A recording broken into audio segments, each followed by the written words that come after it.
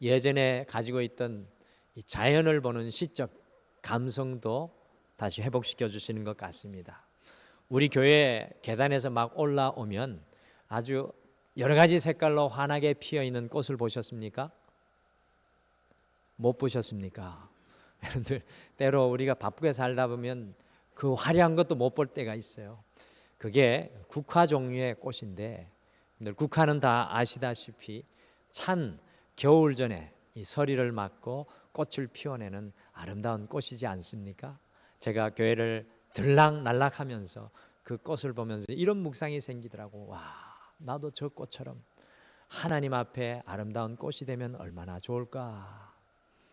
그래서 오늘 이 인사로 좀 옆에 분하고 인사했으면 좋겠습니다. 남자분들에게는 좀 이 인사가 어울릴까라는 생각을 했는데 어쨌든 오늘 좀 그렇게 인사하면 좋겠습니다. 하나님 앞에 피어난 꽃이 되십시오. 같이 인사하시죠. 하나님 앞에 피어난 꽃이 되십시오. 아멘. 난 당신을 위한 꽃이 아니라 하나님 앞에 피어난 꽃. 한번 다시 하시죠. 하나님 앞에 피어난 꽃이 되십시오. 아멘. 저한테 이렇게 외쳐주시니 제가 꽃이 돼야 될 것만 같은. 느헤미야가 걸었던 이 부흥의 길을 우리 등마루는 2번의 수련회와 더불어서 무려 몇 번인지 아십니까? 14번에 걸쳐서 우리 성도님들과 함께 지금 오늘 이 주일까지 우리가 따라서 걸어왔습니다. 이 많은 연구자들이 성경 속에서 리더십, 성경 속에서 리더십을 탐구할 때 한 시대 동안에 주님께서 사용하신 영적인 주인공인 느헤미야를 반드시 연구합니다. 그만큼 놀랄만한 구석이 있는 사람이 느헤미야입니다. 여러분들 느헤미야가 어떤 사람이었습니까? 기억하십니까? 오늘 마지막 시간인데 저는 정말 느헤미야를 떠나고 싶지 않습니다. 그런데 떠나야 될 것 같습니다. 다른 말씀이 기다리고 있기 때문에 느헤미야 어떤 사람인지 오늘 좀 마무리하면서 잠깐 돌아보겠습니다. 느헤미야는 지금으로부터 약 2500년 전 BC 445년에 남유다의 수도인 예루살렘 성벽을 중건하기 위해서 이 페르시 왕의 보내심을 받아서 예루살렘 총독으로 이 예루살렘 성을 다시 중건한 믿음의 사람이었습니다. 그런데 당시 예루살렘 성은요, 느헤미야가 그것을 방문하기 이미 141년 전에 곧 BC 586년경에 이 바벨론 왕 느부갓네살의 공격을 받아서 그곳 주민의 대부분은 다 포로로 끌려갔고요. 예루살렘 성전은 불에 타고 예루살렘 도시는 완전히 다 소실되고 말았습니다. 도시를 둘러싸고 있었던 2.5km 내지 3.2km의 성벽은 완전히 무너져 가지고 그 도시를 둘러싼 가파른 골짜기에는 거대한 돌들만이 나뒹굴고 있는 모습이 예루살렘의 상태였습니다. 가치가 있는 것이라고는 아무것도 남아있지 않았고요. 그 후 수십 년의 지남에 따라서 이 잡초와 나무들이 그 폐허가 된 도로에 무성하게 자라났으며 그 무너져 내린 돌덩이들은 오물로 뒤덮여 있는 모습이 예루살렘의 현 주소였습니다. 예루살렘, 하나님의 평화의 도시가 완전히 무너져 무법천지, 불법의 도시, 불안의 도시로 바뀌어져 있었습니다. 느헤미야 이전에 몇 차례 이 성벽을 건축하려고 하였지만 이 불가능한 일이 되어서 백성들은 그 무너진 성벽을 보고요 그저 좌절하고 절망할 수밖에 없었던 것이 예루살렘의 모습이었습니다. 성벽을 다시 짓는 것은 전혀 불가능한 일이었습니다.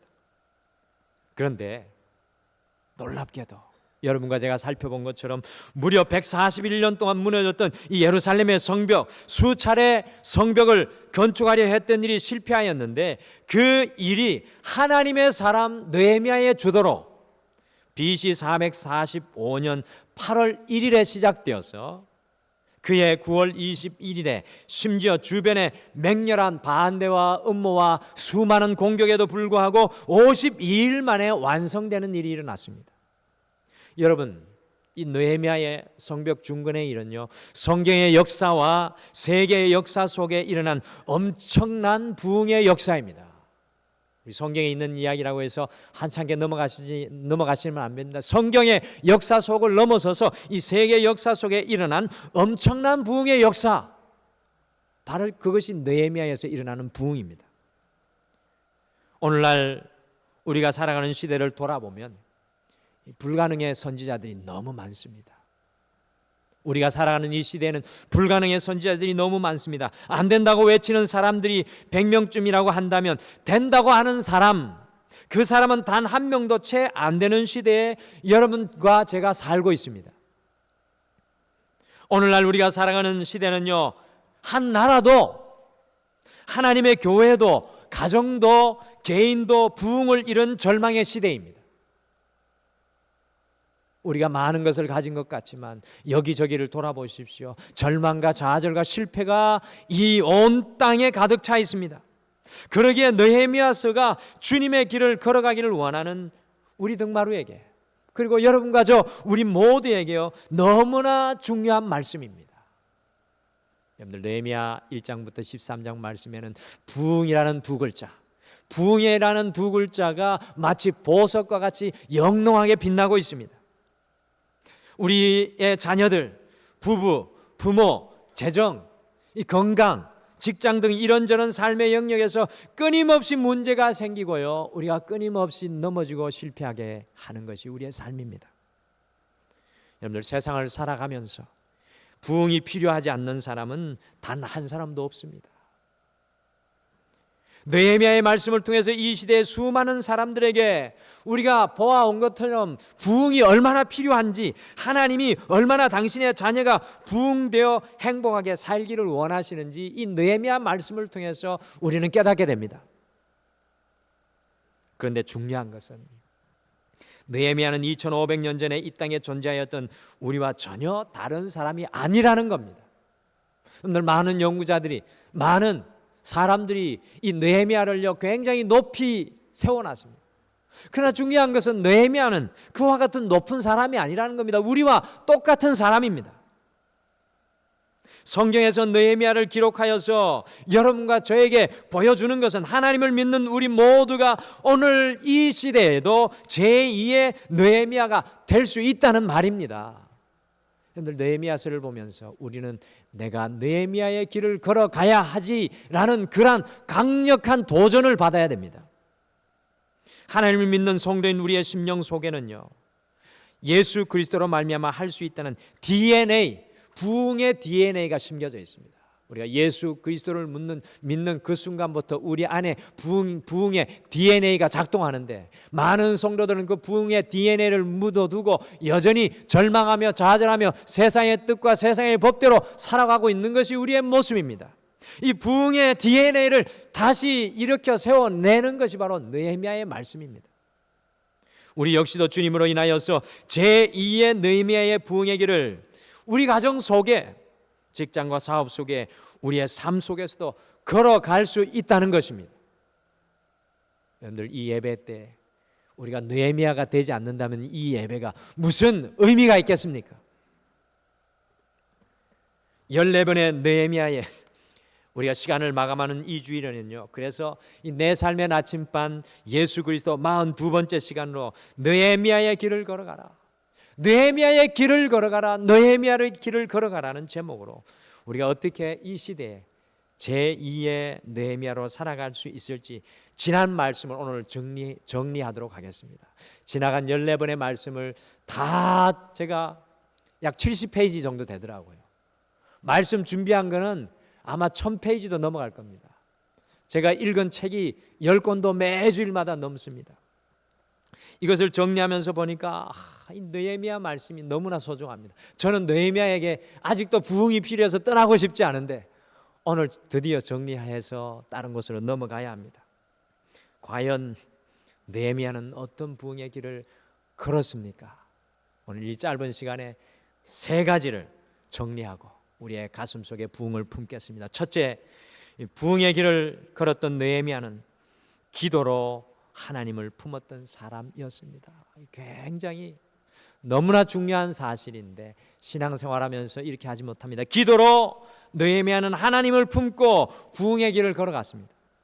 느헤미야서는 13장으로 이루어져 있는데요, 느헤미야서는 느헤미야가 기도하는 모습이 총 12번 등장합니다. 여러분들, 느헤미야서는 구약 성경 속에서도 역사서입니다. 역사서, 히스토리가 적혀 있는 글입니다. 그런데 그 히스토리 속에 하나님이라는 단어가 시편도 아니고 무려 60번 이상이나 넘게 나옵니다. 느헤미야라는 이름, 오늘 이 부흥의 주인공 같은 느헤미야의 이름은 느헤미야 1장 1장을 한 번 나오고 그 이후에는 느헤미야의 이름이 나오지 않고 무려 하나님의 이름이 60번 나옵니다. 곧 이것은요, 이 느헤미야의 이 삶의 주인공이 하나님이라는 느헤미야의 고백입니다. 느헤미야서는 기도로 시작했다가 기도로 끝나는 것을 발견합니다. 오늘 1장 5절부터 11절이 기도고요, 지난주에 말씀에서 살펴봤듯이 13장에 3번이나 또 느헤미야가 기도를 터뜨리고 있습니다.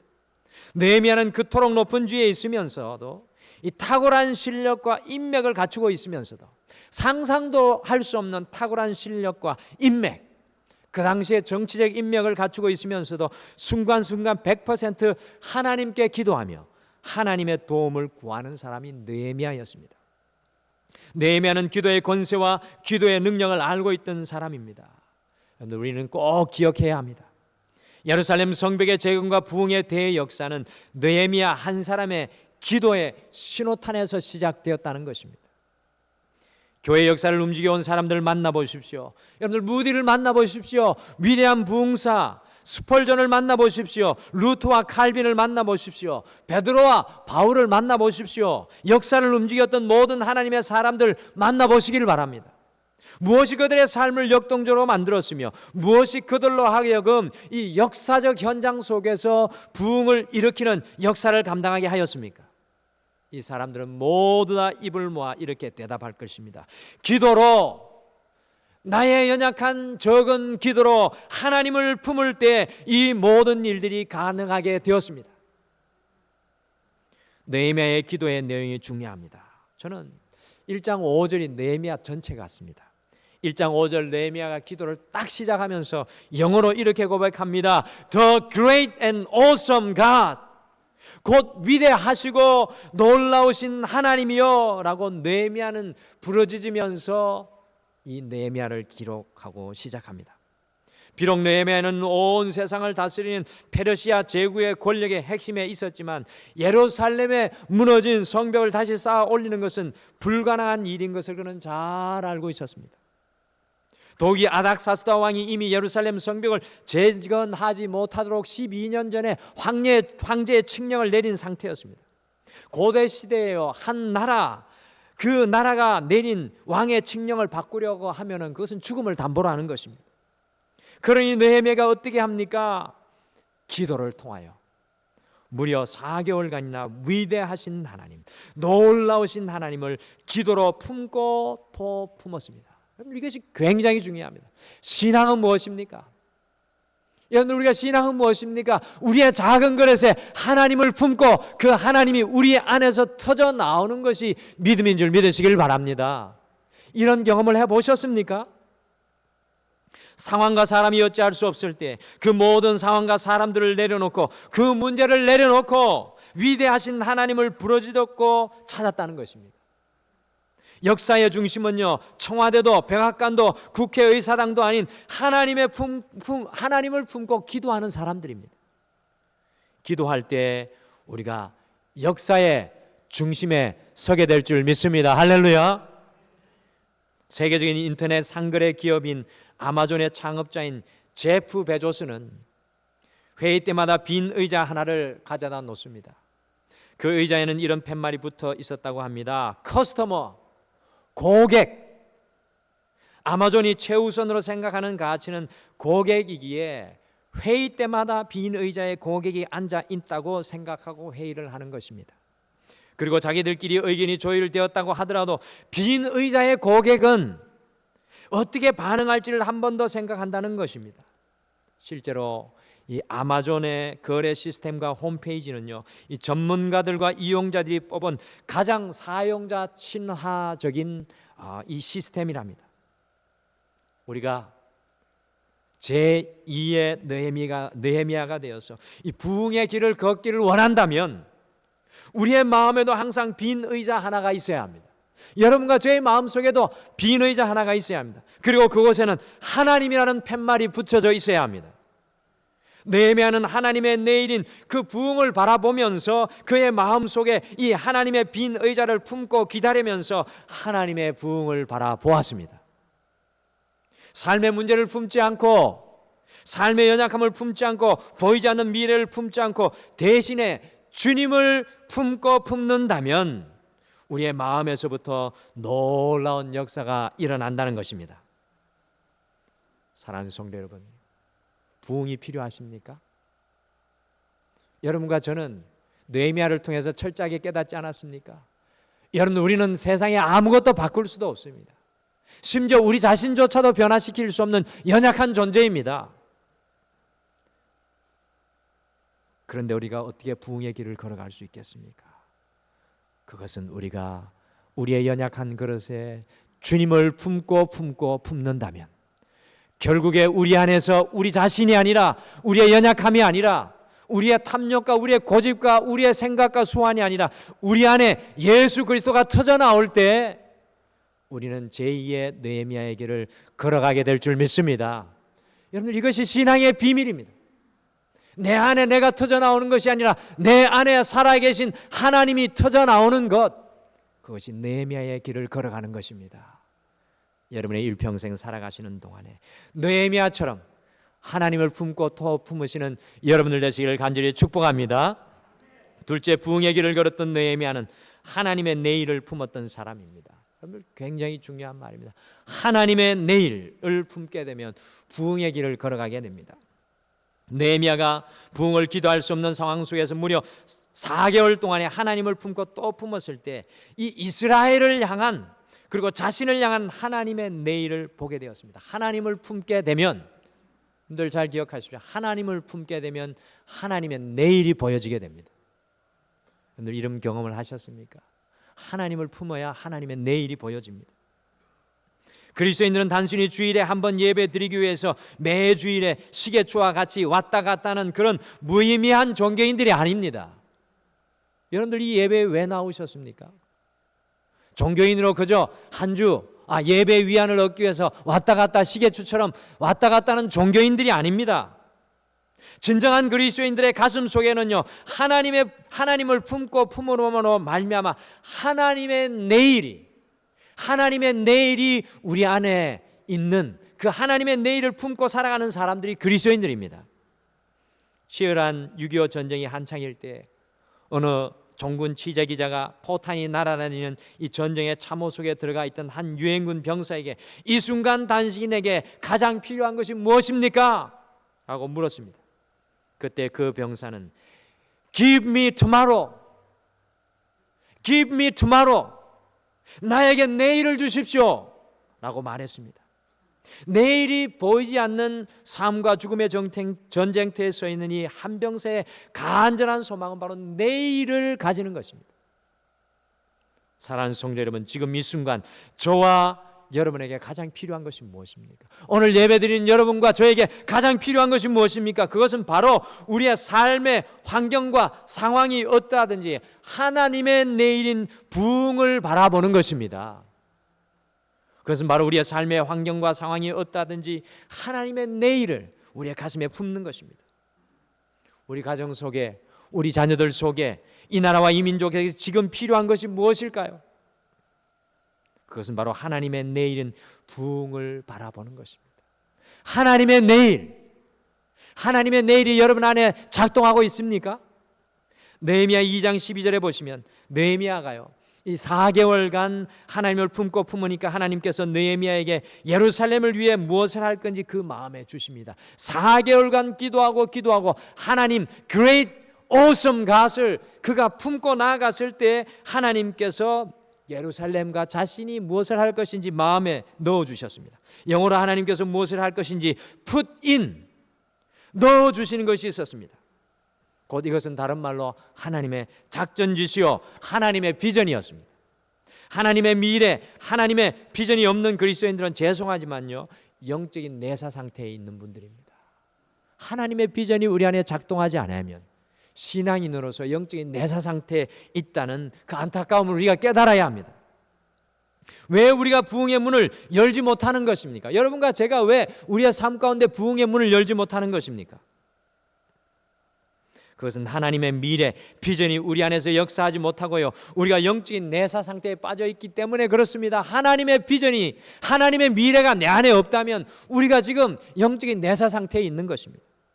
1492년 콜럼버스가 가지고 있었던 지도는요, 오늘날의 이 원형의 지도가 아니었습니다. 그때는 사각형의 지도였어요. 바다 끝까지 가면 배가 낭떠러지로 추락한다는 사람들의 선이해, 선믿음이 있었습니다. 그래서 아무도 보이는 것을 넘어서, 지도를 넘어서 항해할 수 있는 사람은 없었습니다. 그러나 콜럼버스는 이 불가능을 넘어 지도 밖으로 항해하였습니다. 콜럼버스는 이 불가능을 넘어서 지도 밖을 항해하였습니다. 도대체 그 이유가 무엇입니까? 그것은 바로 그의 마음속에 하나님께서 무엇을 할 것인가, 하나님의 작전지시, 하나님의 비전, 하나님의 미래가요, 그 마음속에 작동하고 있었기 때문입니다.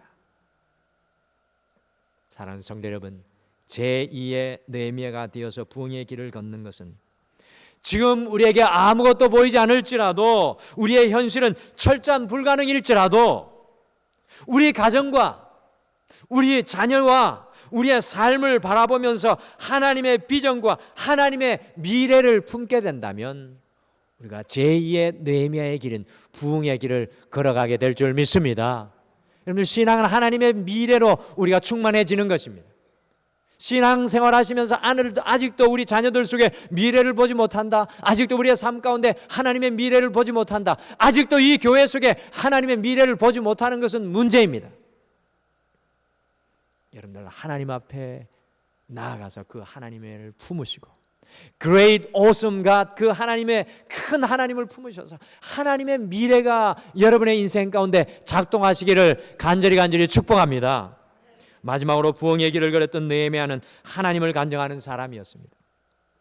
느헤미야서는 놀랍게도 1장 1절에 느헤미야의 이름이 단 한 번 등장하고 그 이후에 느헤미야의 이름이 등장하지 않습니다. 대신에 이 13장의 짧은 말씀 속에 무려 하나님이란 말이 60번 이상이 나왔어요. 느헤미야는 그 삶의 주인공이 오직 하나님이심을 간증합니다. 52일 만에 보이는 성벽을 재건하고, 우리가 말씀을 살펴보았듯이 24일 동안의 부흥회를 통해서 보이지 않는 영적 성벽을 재건하는 부흥이 이루어진 이후에 12장에서는요, 느헤미야는 이스라엘 백성들을 반으로 나누어서 성벽의 돌 하나하나를 만지면서, 성벽의 문짝 하나하나를 돌아보면서 온갖 어려움을 회상하면서 하나님이 하셨습니다, 하나님이 하셨습니다는 간증을 고백하였습니다. 우리 모두는 어떤 면에 있어서 성벽을 쌓아 올리며 사는 인생들입니다. 가정이라는 성벽, 자녀 양육이라는 성벽, 직장과 사업이라는 성벽, 또는 인생 계획이라는 성벽. 그런데요, 너무나도 많은 경우 뭔가 우리가 이루었을 때 내가 쌓았다고 자랑합니다. 자녀들이 좋은 대학에 들어갔을 때 내 자식이 교육을 잘해서, 내가 자식을 교육을 잘해서 그렇다고 생각합니다. 좋은 직장에 들어가면 대학 다닐 때부터 스펙을 잘 쌓았다고 자랑합니다. 직장 생활이나 사업에 승승장구했을 때 남들보다 열심히 그렇게 해서 되었다고 합니다. 하나님은 완전히 뒷전으로 밀려나서 조연도 아니고요, 단역도 아니고 하나님의 역할은 찾아볼 수가 없습니다. 진심으로 하나님께서 내 인생에 성벽을 쌓아주신 분이란 깊은 감사가 없는 연약한 우리의 모습을 발견한다는 것입니다. 우리가 우리의 삶 속에 단순히 좋은 삶, 굿 라이프를 넘어서서 그레이트 라이프, 위대한 삶으로 나아가는 놀라운 부흥을 누리기 위해서는 사도 바울이 고린도전서 5장 10절에서 고백하였던 간증이 우리의 가정에서 날마다 고백되어야 합니다. 우리 고린도전서 5장 10절 말씀 한번 같이 다 같이 한 목소리로 고백하겠습니다. 같이 다 같이 읽겠습니다. 시작. 그러나 내가 나 된 것은 하나님의 은혜로 된 것이니 내게 주신 그의 은혜가 헛되지 아니하며 내가 모든 사도보다 더 많이 수고하였으나 내가 한 것이 아니요 오직 나와 함께 하신 하나님의 은혜로다. 아멘. 여러분들, 사도 바울은요, 그 많은 수고와 고통과 위협 속에서 오직 나와 함께 하신 하나님의 은혜입니다, 하나님께서 다 하셨습니다라고 고백하고 있습니다. 느헤미야는 예루살렘 부흥의 처음부터 끝까지 1장부터 13장 마지막 속에서 외치고 선포하는 것이 하나님이 하셨습니다, 하나님이 하실 것입니다 라는 삶의 간증을 고백하였습니다. 우리의 인생 가운데, 삶 가운데 끊임없이 고백되어야 되는 것이 바로 이 두 가지 고백입니다. 하나님이 하셨습니다, 하나님이 하실 것입니다, 하나님이 하셨습니다, 하나님이 하실 것입니다. 할렐루야. 한번 따라 하시죠. 하나님이 하셨습니다, 하나님이 하실 것입니다. 여러분들, 하나님을 향한 이 느헤미야의 겸손한 고백이 멈추지 않는 부흥의 불길이 끊임없이 타오르게 했다는 것을 잊지 마시길 바랍니다. 기억하십니까? 영국의 초호화 여객선 이 타이타닉이 첫 출항할 때 무엇이라고 선장이 외쳤습니까? 하나님이라도 이 배는 어쩔 수 없을 것이다. 결국에 타이타닉호는 침몰하고 말았습니다. 나폴레옹이 한 여자의 기도를 외면하며 무엇이라고 외쳤습니까? 기도는 필요 없습니다. 내가 계획하고 내가 이룹니다. 단지 그것뿐입니다. 그 고백 후에 나폴레옹은 결국 초라하게 패망하고 말았습니다. 우리 자아가 아니라, 우리의 능력이 아니라, 우리의 수완이 아니라 하나님을 드러내는 간증으로 살아갈 때요, 우리의 삶의 모든 성벽들이 위대한 부흥으로 재건될 것입니다. 우리가 과연 우리 자녀들에게 어떤 영향을 끼칠 수가 있습니까? 여러분과 제가 우리 자녀들에게 무슨 영향을 끼칠 수 있습니까? 우리가 어떻게 우리의 배우자와 이웃과 직장 동료들에게 영향을 끼칠 수 있는 사람이 될 수 있겠습니까? 그것은 우리의 삶이 하나님을 드러내는 간증이 될 때만 가능합니다. 우리의 지혜로도, 우리의 방법으로도, 우리의 생각으로, 우리의 노하우로도 되는 것이 아닙니다. 진정한 영향력은 우리가 우리의 삶 속에서 하나님을 드러내는 간증의 삶을 살아갈 때 가능합니다. 우리가 11월 17일 태신자를 품고 전도하고 있습니다. 우리가 어떻게 품은 태신자를 전도할 수 있습니까? 태신자 품으셨습니까? 제가 자꾸 바라보면 성도님들이 제 눈치만 보고 제 눈길을 피합니다. 그러시죠? 오늘 예배 끝나고 또 태신자 품었는지 물어볼까 봐 목자님들은 또 가슴이 철렁철렁. 우리가 어떻게 태신자를 품은, 태신자를 전도할 수 있습니까? 우리 자신이 하나님을 드러내는 간증의 삶을 살아갈 때 자연적으로 전도의 역사가 일어나게 될 줄 믿습니다. 하나님만 자랑하면, 하나님이 하셨습니다, 하나님이 하실 것입니다, 이것만 자랑하면 자연적으로 전도의 역사가 일어납니다. 사랑하는 성도 여러분, 우리가 어떻게 제2의 느헤미야로 살아갈 수 있겠습니까? 하나님을 드러내는 느헤미야로 살아갈 때에만 가능한 줄 믿습니다. 14번의 시간을 걸쳐서 느헤미야를 종결하면서 우리 역시도 느헤미야의 길을 걸어가기를 원합니다. 저는 너무 느헤미야를 떠나는 게 아쉽습니다. 그래도 떠나야 되는데 오늘 마지막입니다. 근데 기억하십시오. 여러분과 제가 느헤미야, 제2의 영적인 느헤미야입니다. 어떻게 느헤미야의 길을 걸어갈 수 있습니까? 오늘 세 가지만 아쉽지만 정리했습니다. 첫째, 우리가 기도로 크신 하나님을 품을 때 우리가 느헤미야가 됩니다. 둘째, 우리가 하나님의 미래 곧 비전을 바라볼 때 제2의 느헤미야가 됩니다. 마지막으로 우리가 하나님을 드러내는 간증으로 살아갈 때 우리가 제2의 느헤미야가 됩니다. 잊지 마십시오. 여러분들께서는 가정과 자녀들을 위한, 이 교회와 직장과 사업을 위한 영적인 느헤미야이십니다. 할렐루야. 옆에 분에게 꼭 각성시켜 주십시오. 당신은 느헤미야입니다. 그럼 하나만 더 이야기합시다. 느헤미야로 살아가십시오.